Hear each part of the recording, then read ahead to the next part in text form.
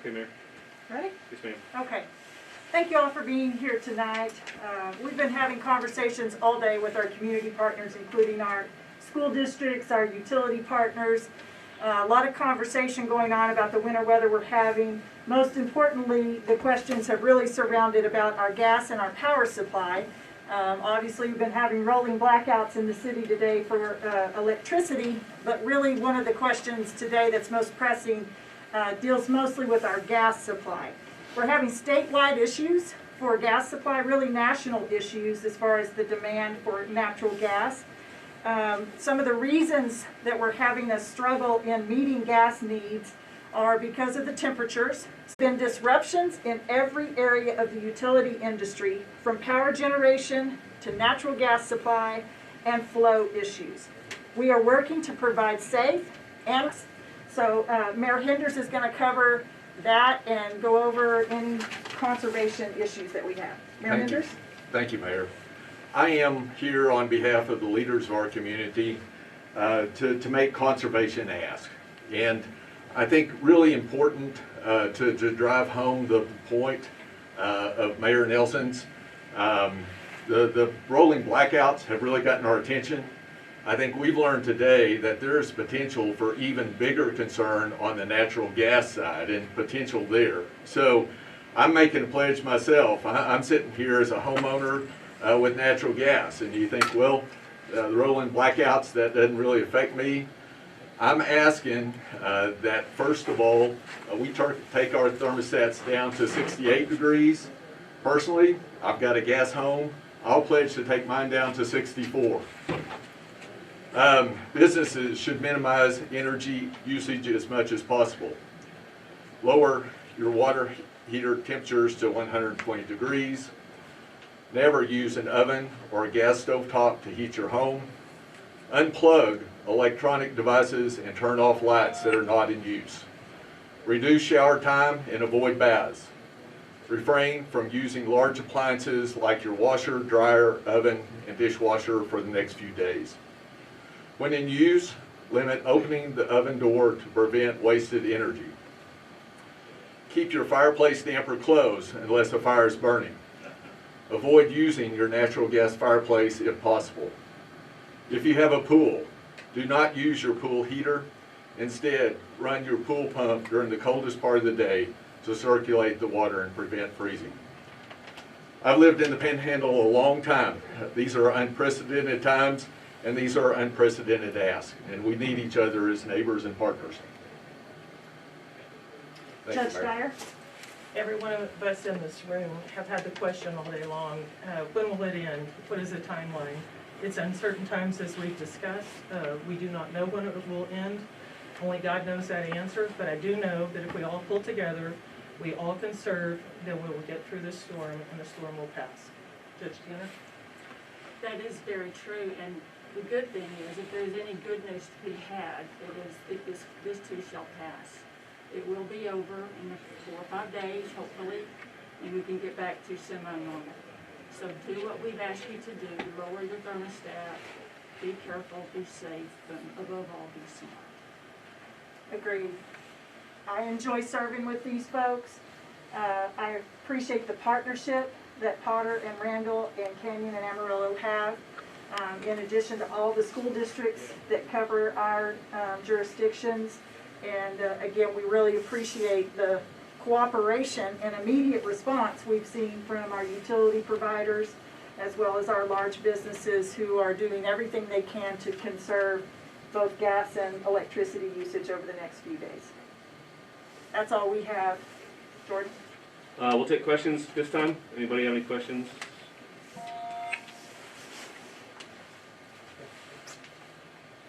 No questions? Oh, I'm sorry, go ahead. Realistically, time basis, we don't know what it's going to end up being, but are we just going to take it day by day, stay updated tomorrow, lower the thermostat, Thursday, just keep an ear out what we're doing? Yeah, it's a fluid situation. It's very dependent on the weather, what's happening in the temperatures. It's also very dependent on supply. And so, the utility companies are getting updates from suppliers every few hours. And we're getting updates as they're updated. So it's just a matter of pushing through these next few days if you're a praying person, what we need are warmer temperatures, so. Mayor Nelson, are we going to take any hospital patients from Abilene or Lubbock due to some of their situations that they're having down there? I haven't had any conversation or information about that. Okay. Certainly, our hospitals are on a priority plan as far as utilities go. So thankful for all of the work that's gone into putting those emergency plans into action, but I don't know anything or have any information about transferring patients. Mayor Nelson, will the city services be open tomorrow, or will they be as they were today?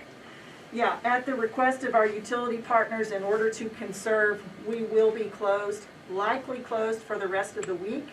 Obviously, the school districts are going to be closed tomorrow. Counties are going to be closed tomorrow. I don't know about the City of Canyon, Mayor. The city of Canyon will be closed tomorrow too, and likely through the end of the week. Yes. So we're taking this very seriously from a conservation point of view, not just on our own homes, but certainly in the jurisdictions where we have leadership roles. Are there any differences from when the city was closed today to the city being closed tomorrow? Are there any major differences? I know that there were some services available today. Any changes from that going into tomorrow? Yeah, as far as I know, David, no changes. I would assume that WIC is still open because they're doing food deliveries and things like that. Correct. I believe they're doing curbside. Curbside pickup only for the WIC program. As far as the vaccination clinic, it will be closed. Trying to conserve the energy that it takes to operate the Civic Center. Citizens can watch closely at AmarilloAlerts.com for when that clinic will be open. We have competing interests there. We want to get people vaccinated as quickly as we possibly can. We've got this other crisis on top of the pandemic, so we're addressing it, and hopefully within the next few days we'll pass and be back to vaccinating people. So, you know, if somebody is trying to get their second vaccine, if tomorrow's their day 28 or Thursday or Friday and the clinic is still not open, they shouldn't worry. That's just they've got a target. They have to wait 28 days, but they don't actually have to receive it on their 28th day. So they can get it day 30, day 33. They can come next week when we're past all of this, get their second dose, and they'll be just fine.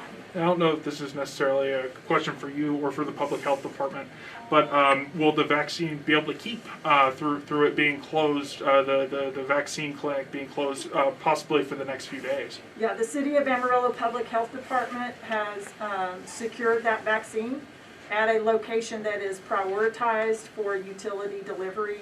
So that's been part of the emergency plan. Good question. They're on top of that. Mayor Nelson, so for full clarification, gas is not being shut off in Southwest Amarillo as the commissioner posted earlier today. Correct. At this time, that is not the information we have. Again, this is a very fluid situation. So information even from a couple of hours ago could be out of date based on what that utility company has talked to a supplier about. And at this time, we are hoping that there will not be any gas shortages in our community.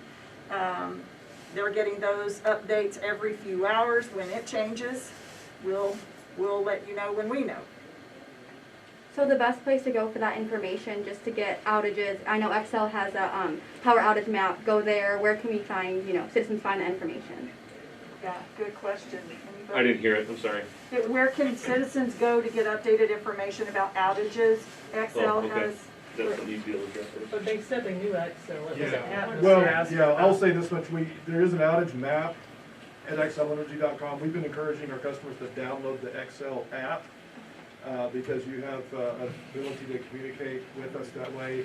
If your power is out, unrelated to any sort of controlled outage, you can report it that way.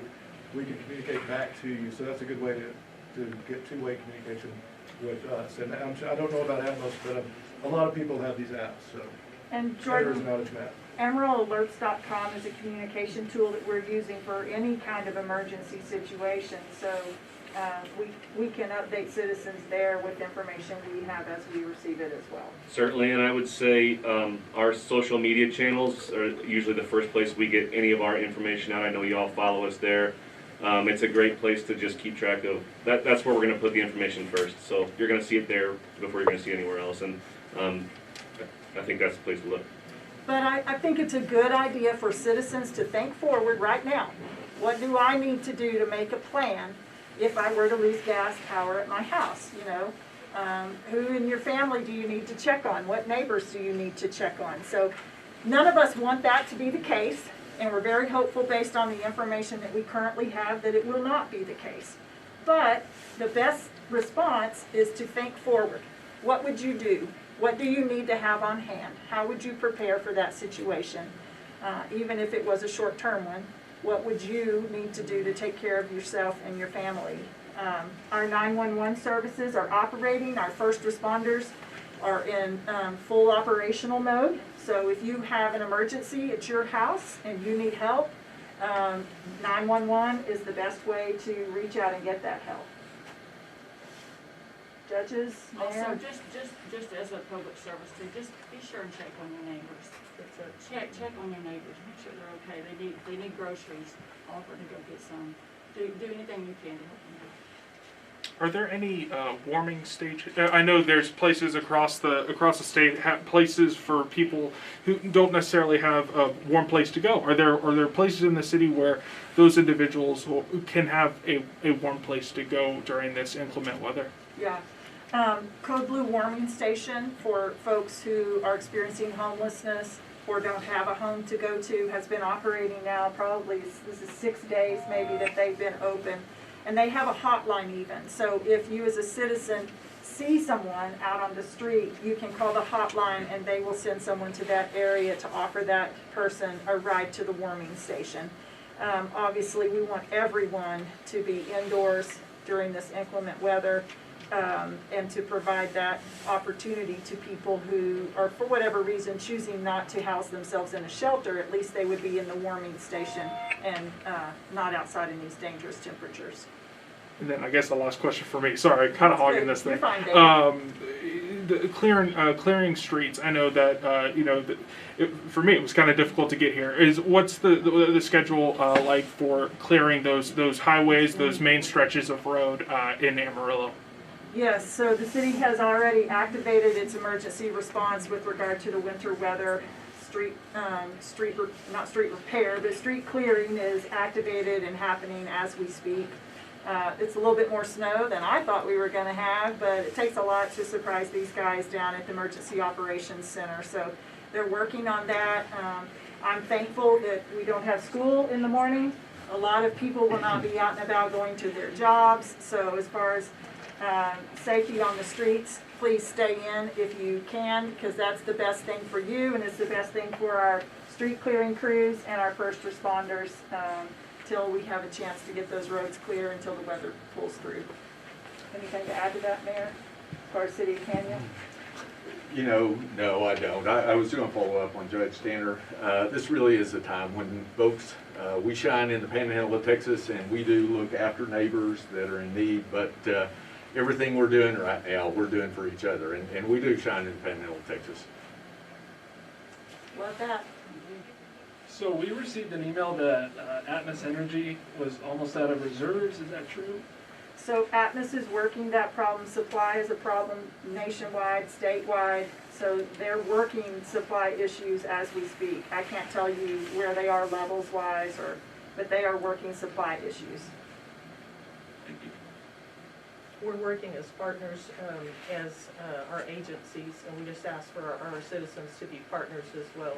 Reduce your usage, and we'll get through this. Yeah, excellent. I mean, that's what everything we can do to reduce our demand for energy helps that supply problem. So we're asking you guys as citizens, just like we're, you know, the mayor's. I try to get the mayor to commit to not taking hot showers.